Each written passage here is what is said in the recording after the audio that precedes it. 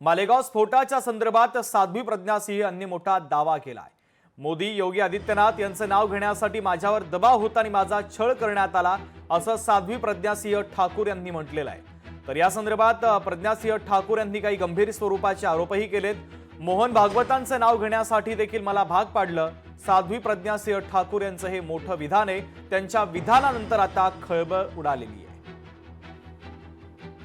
मैंने अपने लिखित में सब कुछ दिया है जी, और मैंने जिन जिन के नाम लिए हैं सभी के नाम जो हमें कहने पे मजबूर किया गया तो वो सब किया है उन्होंने कि इनके नाम लो, सबके नाम लेकर के, और तुम ये बोलोगी तो हम तुम्हें नहीं पीटेंगे।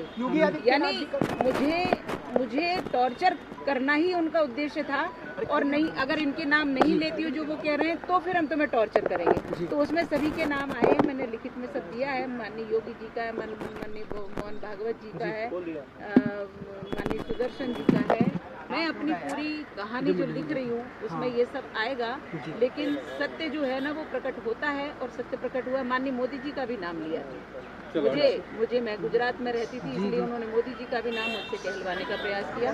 मैंने किसी का नाम नहीं बोला, क्योंकि सब असत्य कहलवाना चाह रहे थे, इसलिए मैंने किसी का नाम नहीं। मतलब दरम्यान कोणाकोणाची नावं घेण्यासाठी माझा छळ करण्यात आल्याने दबाव टाकण्यात आला, या संदर्भात साध्वी प्रज्ञा सिंह यांनी खळबळजनक वक्तव्य केलं। यानंतर उपमुख्यमंत्री एकनाथ शिंदे यांनी नेमकी काय प्रतिक्रिया दिली आहे, त्यांची प्रतिक्रिया देखील आपण ऐकूया।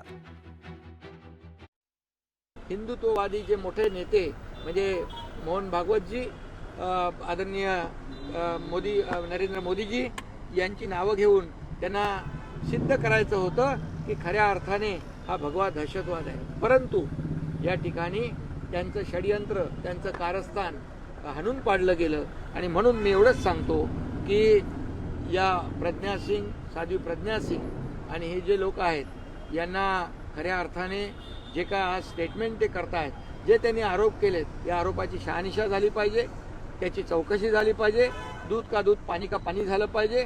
खऱ्या अर्थाने खरा चेहरा जो आहे काँग्रेसचा, UPA सरकारचा, तत्कालीन राज्यकर्त्यांचा, हा जनतेसमोर आला पाहिजे। लोकशाही मराठी ऐका, पहा, जागरूक रहा।